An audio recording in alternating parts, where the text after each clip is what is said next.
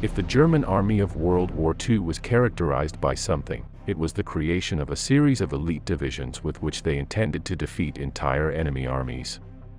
These were units like the Leibstandard, the Das Reich, the Grobdeutschland Division, the Hermann Göring, or the elite Panzer Lehr Division.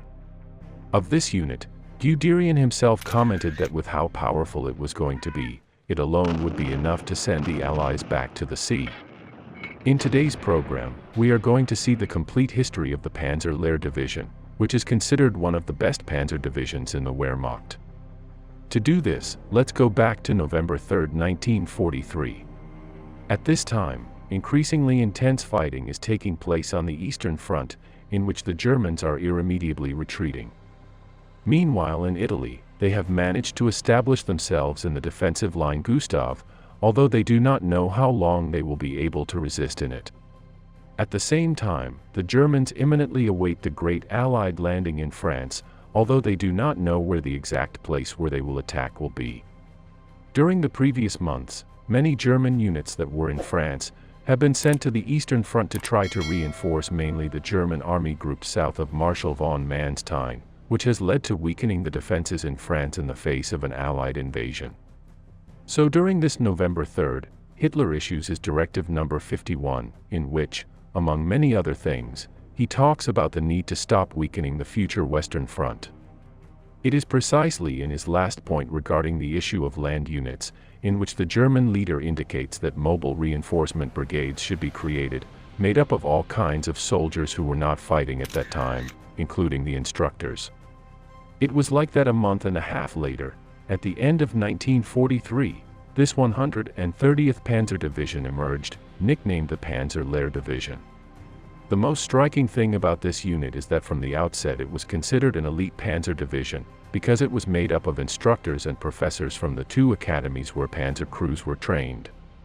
These were highly experienced men, mostly veterans of the Eastern Front, who had been sent to these academies to train new crews precisely because they had excelled in combat. However, now they were once again called for combat.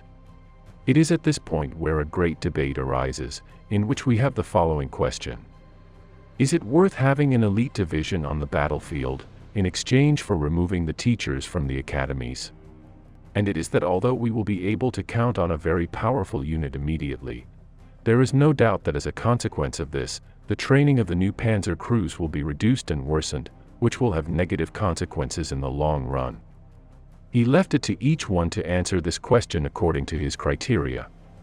In any case, we have to say that the German plan was to repel the Allied invasion using all possible means. After this, a certain normalcy could be returned to these academies, and they could focus on the Eastern Front more calmly. Thus, if the Allied landing was successful, and they ended up making their way to Germany in a few weeks, it would hardly matter whether there were good teachers in these academies or not. The first steps of this division can be found in eastern France, specifically in the surroundings of Nancy, which was the place where the members of the Panzer Lehr Division began to gather. The experienced and veteran General Bayerlein was personally chosen by Guderian to command this elite division. When the two men met at the end of January, Guderian told Bayerlein the following. This unit has been created specifically to repel the impending Allied invasion of France. With just this division, you should be able to drive the enemy into the sea. Your objective is not the coast, it is the sea. These words of Guderian's indicate without a doubt the great effort that the Germans had made to create this division, and the great feats that were expected of it. However, and although its function was to fight in France when the landing arrived, due to the needs of the moment, in March of that year, 1944, it had to be sent to Austria. With this, they intended to put pressure on the Hungarian government, which, due to the great Soviet advance on the Eastern Front, was considering changing sides. Finally, in the middle of the month, the division participated in the occupation of Hungary, not intervening in any combat. Next, the Panzer Lehr resumed its training, this time on Hungarian soil, leading many of its members to think that they would finally be sent to fight on the Eastern Front. However, on April 29, before the imminent invasion in France that the Germans expected, this elite division was definitively sent to France, and was located west of Paris during mid-May. Thus, and by chance and fortuitously, it will be one of the panzer divisions closest to Normandy at the time of the invasion. Finally, it should be noted that this was one of the panzer divisions that were under the direct command of Hitler, and could only be sent into combat under his authorization. The number of troops that the Panzer Lehr had just before the start of the Battle of Normandy was almost 15,000 men, along with some 230 tanks, including 80 Panthers, 103 Panzer IVs, 8 Tigers and about 40 tank destroyer. In addition, it had up to 674 half-tracks, which made it a fully motorized division, with abysmal firepower and mobility. Only the 12th Waffen-SS Panzer Division could compete with it in numbers. With respect to its personnel, 60% of its men were former veterans of both the Eastern and Italian fronts, which include the instructors. The other 40% were 18-year-olds with whom the division had to be completed, and who were perfectly instructed by their fellow veterans. When the Allies began their landing on the Normandy coast on June 6, the Panzer Lehr was in the city of Chartres, some 170 kilometers from the Normandy coast. Although at first he did not receive the order to go there, a few hours later authorization was given for him to start his march. Thus, and as happened with many panzer divisions of the German army, the Panzer Lehr was heavily attacked by Allied aviation throughout its journey to Normandy. In total, it is estimated that they lost some 84 half-tracks, 130 trucks, and 5 battle tanks. In addition, another number of armored vehicles broke down along the way due to mechanical failures. Between June 8 and 10, the Panzer Lehr gradually reached the Normandy front line, and was positioned to the left of the Waffen-SS 12th Division, just between Caen and Bayeux. There they were able to contain the offensives that the British were launching to the west of Caen, in their attempt to break through and encircle the city. However, that big counterattack by armored divisions that the Germans had planned to drive the Allies back into the sea, could never take place. The main reason is that all these units were arriving at the Normandy front little by little, and they had to be used desperately to block the Allied penetrations in the different places on the front. In addition, the Allied aviation crushed them with total ferocity, preventing them from being able to move and concentrate freely. Thus, after about 20 days of combat in this sector, in which the Panzer Lehr was able to repel all the British attacks, their situation was as follows. It had a total of 100 operational tanks, and another 60 that were under repair, while its troop losses rose to 3,000. It should be noted that from this point on, practically no division received any reinforcement brought from Germany, because the communication routes were monitored and attacked by Allied aviation. This means that the German divisions were progressively weakened, until they were reduced to units that could no longer fight. In any case, at the beginning of July the Panzer Lehr Division was still a unit of great combat value, and was sent some 40 kilometers further west near the city of St. Lo. This was because the Americans were also launching major attacks in the area, threatening to break through at Avranches. One of his first actions upon arrival was to carry out a counterattack northwest of St. Lo, in which it became clear that the American superiority was overwhelming, and that such actions were little short of suicide. So, for the next few weeks they moved into defensive positions, and fought a hard war of attrition. During this stage, General Bayerlein declared that his division was decimated by huge artillery and air attacks, which turned their defensive lines into lunar landscapes. By the end of the month, more than 70% of his personnel were out of action. When the Americans began Operation Cobra on July 25, the barely 2,200-strong Panzer Lehr, along with its remaining 30 main battle tanks, could do little to contain the offensive. 2 days later, the Americans were about to break through, and the order the German division received was to hold out without giving up territory. Bayerlein's response was as follows. "My grenadiers, and my pioneers, my anti-tank gunners, they are all firm in the line. None of them have left their positions, none. They are all lying in their holes, still and mute, because they are dead." And it is that for practical purposes, the Panzer Lehr had ceased to exist by the end of July. After the German counterattack at Mortain, in an attempt to close the gap that the Americans had opened at Avranches, the Panzer Lehr ended up losing what little it had left, which it ended up losing during its withdrawal from the encirclement of Falaise. Thus, the old German elite division had no choice but to return to Germany to re-equip, having to start practically from scratch. Mid-August 1944. The German army has been defeated in the Battle of Normandy, and is now retreating towards its border at full speed. One such unit is the elite Lehr Panzer Division, which after fighting intensely for the past 2 months is completely depleted. A week ago in the first part of this series, we saw the history of the Panzer Lehr from its creation to the end of the Battle of Normandy. Today, the time has come to conclude this mini-series about this unit, for which, we are going to analyze how the last offensives in which this division participated were, and how it ended. With that said, let's pick up where we left off in the previous program. When the Panzer Lehr reached the German border at the end of August, it was so weakened that it could not stay to shore up the new defensive line that was forming at full speed, so it had to be sent to Paderborn to recover. With this action, it was also intended to once again have a powerful Panzer division, which could be used in a future offensive operation. This would be neither more nor less than the one that was being organized in the Ardennes, whose planning began precisely in mid-September. However, as was the case with all the elite divisions of the German army, each time they had to be reconstituted at full speed after being torn to pieces, their combat value was considerably reduced. This was because the fast-trained new recruits could not match the old veteran soldiers, nor those men who had been training for months and even years.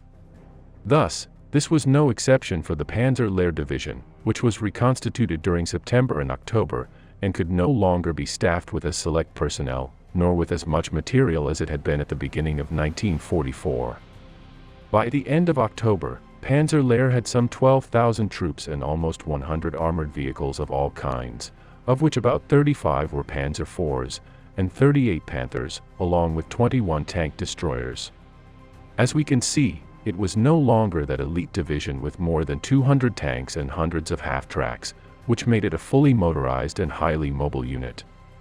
Although in these months it was recovering and re-equipping for the offensive that was being prepared in the Ardennes, this period was interrupted by the advance that the Americans were making near Alsace, and at the end of November, the Panzer Lehr had to be sent near from Strasbourg. There he was able to participate in a series of combats that did not prevent the Americans from reaching the Rhine River near Strasbourg. However, this counterattack that I carried out took its toll and the Panzer Lehr was weakened. Thus, the division was again claimed in the German concentration area for the launch of the new offensive in the Ardennes, and the Panzer Lehr moved to the northeast. Due to this recent combat, the Panzer Lehr was no longer ready to participate in this operation in the Ardennes, but it had to do it with what it had.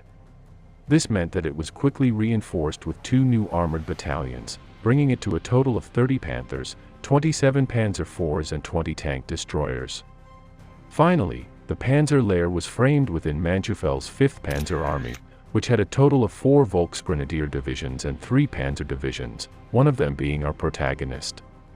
This 5th Panzer Army would occupy the center of the German penetration, having the 6th Panzer Army to the north, and the 7th Army to the south, which had to protect its left flank.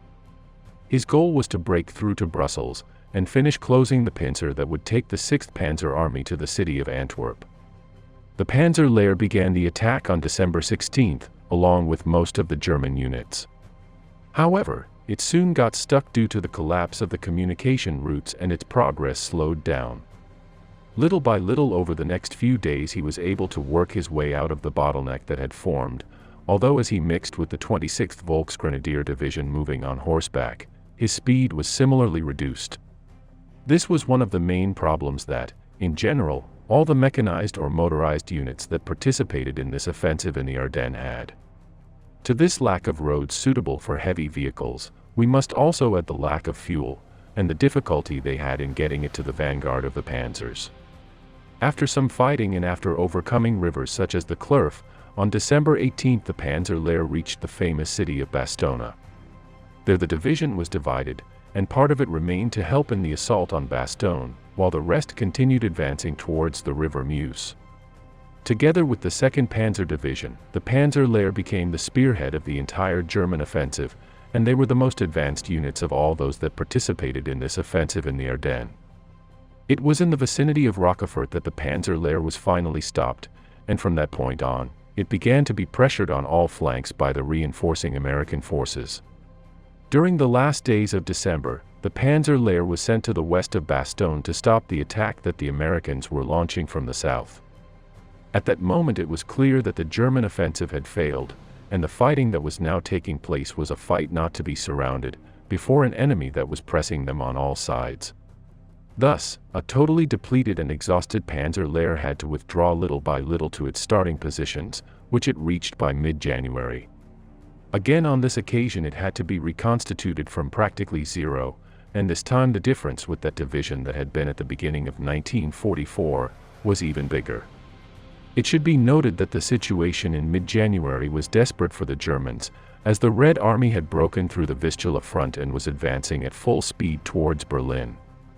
This meant that there were not many men or equipment to rearm the Panzer Lehr, since the collapse on the Eastern Front absorbed everything.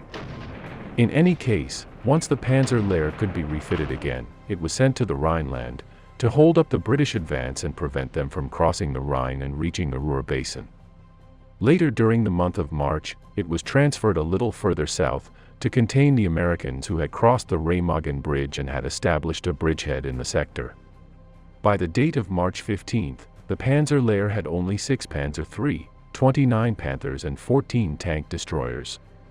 In these attacks to try to expel the Allies to the other side of the Rhine, the Panzer Lehr was very crushed, and could not meet that objective.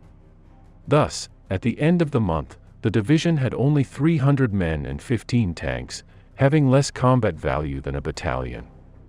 From there, he could only wait to receive the final blow. This came about when the Americans began their offensive south of the Ruhr on March 24, gradually isolating hundreds of thousands of German soldiers in what would become known as the Ruhr Pocket.